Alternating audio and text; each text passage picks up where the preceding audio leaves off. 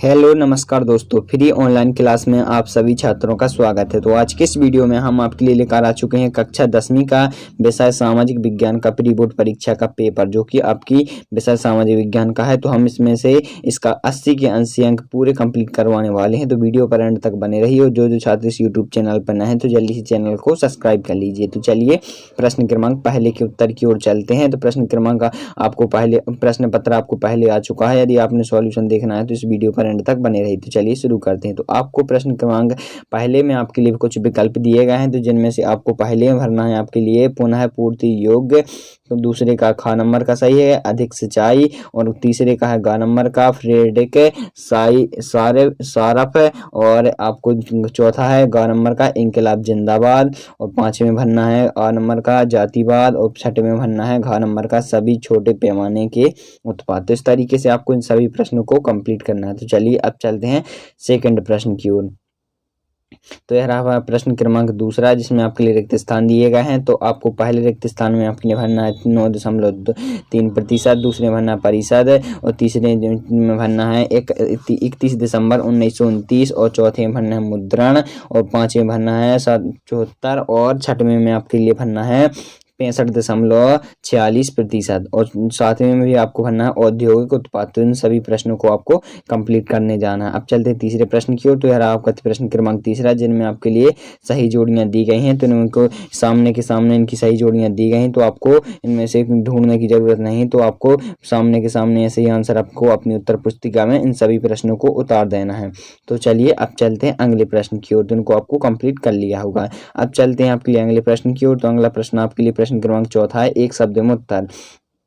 पहला है लाल भूरा, पहले भरना है लाल भूरा, और दूसरे भरना है गिर राष्ट्रीय उद्यान, और तीसरा है जर्मन शुल्क संघ, और चौथे में भरना है वह नियम जिसके अंतर्गत सरकार ने मक्के के आयात पर रोक लगाया है, वह कॉर्नला। तो इस तरीके से आपको कॉर्नला इस तरीके से आपको कंप्लीट करने जाना है। और पांचवा है इसका बसेल्स, और इस तरीके से आपको इन सभी को कंप्लीट करते जाना है। अब और छठवां भी आपको जो आपको दिया गया है तो उसे लिखने वो सेल्स आपको इस तरीके से आपको कंप्लीट कर देना है। अब आपके लिए दिया गया छठवां, किसी व्यक्ति द्वारा स्वेच्छा से ली गई तथ्यात्मक घोषणा शपथ पत्र कहलाती है। तो इस तरीके से आपको इन सभी को कंप्लीट करते जाना। और सातवां है केरल। तो इस तरीके से आपको एक शब्द एक वाक्य में 7 के 7 प्रश्न कंप्लीट होते हैं। अब आपके लिए आ चुका है अगला प्रश्न, जिनमें आपके लिए सत्य और असत्य पूछे गए हैं। तो इनमें आपके लिए 6 सत्य सत्य दिख रहे होंगे। तो आपको पहले में आपको असत्य भर देना है, दूसरे में सत्य, और तीसरे में भरना है सत्य, चौथे में असत्य, और पांचवें में असत्य, और छठवें में सत्य। तो इस तरीके से इन सभी को आपको कंप्लीट करते जाना है। तो चलिए अब चलते हैं अगले प्रश्न। यदि आपने अभी तक वीडियो को लाइक नहीं किया तो वीडियो को लाइक कर लीजिए। और यार प्रश्न क्रमांक छठवें का आंसर, तो इस सभी प्रश्न को पूरा यहाँ से यहाँ तक लेकर आप पूरा पढ़ लीजिए। और यदि आपने वीडियो का स्क्रीनशॉट लेना चाहते हैं इस प्रश्न का, तो आप स्क्रीनशॉट लेते जाइए या वीडियो को रुकाकर आप लिख लीजिए। तो इसका आंसर है यह घोषणा है जिसे 1939 में ब्राजील के शहर में रियो डी जेनेरो ने संयुक्त राष्ट्र पर्यावरण विकास सम्मेलन में UNCD के तथ्याध्यान में राष्ट्रीय अध्यक्षों द्वारा स्वीकृत किया गया। तो छठवें का आंसर हो जाएगा। अब सातवें का है आरक्षित वन क्या है। तो सातवें का आंसर ये रहा आपका आरक्षित वन क्या है। तो आंसर आपके लिए दिया गया है। तो सातवें का आंसर आपको इससे पूरे आंसर को आपको लिखते जाना है। तो आरक्षित वन, देश के आधे से अधिक वन क्षेत्र आरक्षित वन घोषित किए गए हैं। जहां तक वन और वन्य प्राणियों के संरक्षण की बात है, आरक्षित वनों को सबसे अधिक मूल्यवान माना जाता है। तो सातवें का आंसर हो चुका है आपका। यह आपका आठवें का आंसर, जूट को सुनहरा रेशा क्यों कहा गया है। तो यार आपको इस आठवें प्रश्न का आंसर भी आपको पूरा अच्छे से कंप्लीट करते जाना है। यदि आपको यह वीडियो पसंद आ रही है तो वीडियो को लाइक और चैनल को सब्सक्राइब करते जाना। अब प्रश्न क्रमांक 9 दिया गया, औद्योगिक क्रांति से क्या आशा है। तो इसका आंसर आपके लिए दिया गया है कि औद्योगिक क्रांति का साधारण अर्थ है हाथों द्वारा बनाई गई वस्तुओं स्थान पर अधिक आधुनिक मशीनों द्वारा बनाई गई या निर्माण की गई व्यापक स्तर पर। इस प्रक्रिया को औद्योगिक क्रांति कहा गया है। औद्योगिक क्रांति का प्रारंभ 18वीं शताब्दी में हुआ था। इस तरीके से आपको इन सभी प्रश्नों को कंप्लीट करते जाना है। अब आ चुका है आपका प्रश्न क्रमांक 10वां, पंचाग से क्या अर्थ है। पंचाग यानी कि जो कि आपके कैलेंडर में होता है उसी का पंचाग है कि चांद, सूरज की गति, ज्वार भाटा के समय और लोगों को दैनिक जीवन से जुड़ी कई अहम जानकारी देने पंचाग कहलाता है। तो इस तरीके से आपको इन सभी को कंप्लीट करते जाना है।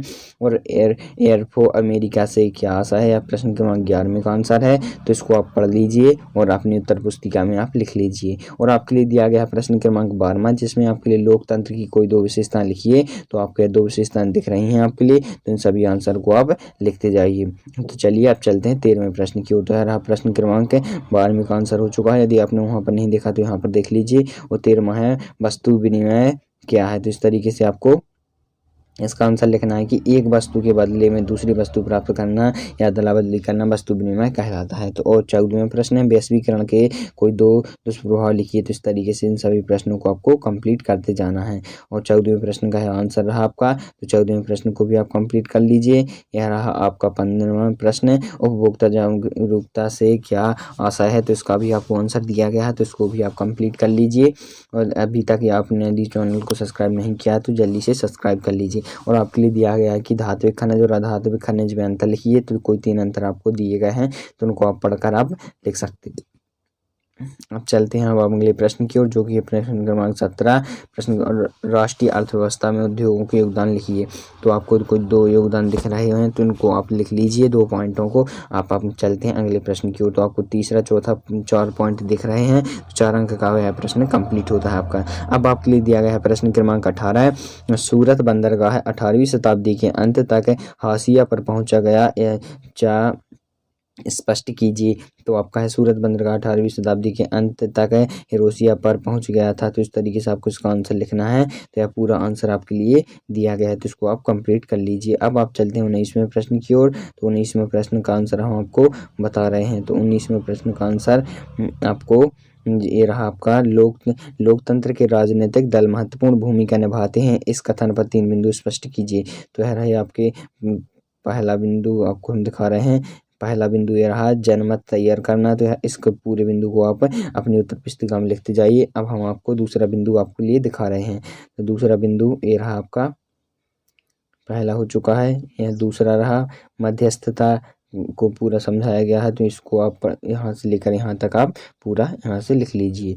यदि आपको यह वीडियो पसंद आ रही है तो प्लीज़ वीडियो को लाइक भी करते जाइए। और चैनल पर यदि आप नए हैं तो चैनल को सब्सक्राइब कर लीजिए, क्योंकि हमारे चैनल पर काफ़ी अच्छे सॉल्यूशन की वीडियो सबसे पहले उपलब्ध करवा जाते हैं। तो आपको इस चित्र में आपको लिए कुछ बिंदु दिए गए हैं, पॉइंट इनको दर्शाना है। तो सिंगरानी दूसरा है कम और तीसरा है तारापुर और चौथा है बेलाडीला। इस तरीके से इन सभी को आप लोगों को बताया गया है। तो आपको जो कि ग्राफ दिया गया है, आपको नक्शा का पेज दिया गया है, उसमें इस तरीके से आपको दर्शा लेना है। तो चलिए आपको इन सभी को आपको दर्शा लेना है। तो यदि आपको यह वीडियो पसंद आ रही है तो वीडियो को लाइक भी कर लीजिए। और चैनल को अभी भी चैनल को सब्सक्राइब नहीं किया है तो जल्दी से सब्सक्राइब कर लीजिए। अब आ चुके हैं हम आपके प्रश्न क्रमांक 21 की ओर, जो है जलियांवाला बाग हत्याकांड की घटना का सविस्तार वर्णन कीजिए। तो आपको जलियांवाला हत्याकांड यहाँ पर पूरा समझाया गया है, तो उसको आप देखते जाइए। उसको आप पूरा का पूरा आपको जितना दिखा है मैंने,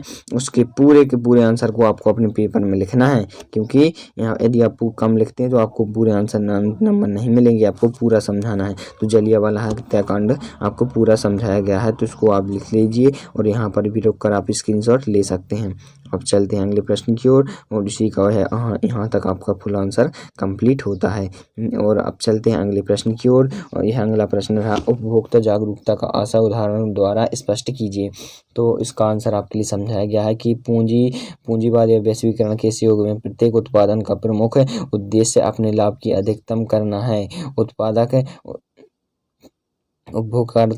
उत्पादक हर संभव तरीके से अपने उत्पाद की बिक्री करने के लिए लगे हुए हैं। अपने उद्देश्य की पूर्ति के लिए उपभोक्ताओं के पक्ष को भूल जाते हैं, उनका घोषणा करते हैं। उदाहरण के लिए जब कम वजन तोलना, अधिक कीमत वसूलना, मिलावटी दोषपूर्ण वस्तुएं बेचना, भ्रमित विज्ञापन देकर उपभोक्ताओं को गुमराह करना, इस प्रकार उपभोक्ता बाजार में ठगाया जा सके हैं। इसलिए जागरूकता बनाना आवश्यक है। इस प्रकार उपभोक्ता जागरूकता के आशय उपभोक्ता नागरिकता को अपने अधिकारों तथा कर्तव्यों के प्रति जागरूक रखना चाहिए। तो इस तरीके से यह आंसर आपको समझाया गया है, तो इसको आप पढ़ लीजिए। और यह रहा आपका प्रश्न क्रमांक 22वां, जो कि आपको यह 3 बिंदु दिए गए हैं, तो इनको आपको 3 के 3 बिंदुओं को आपको काफ़ी अच्छे से कंप्लीट कर लेना है।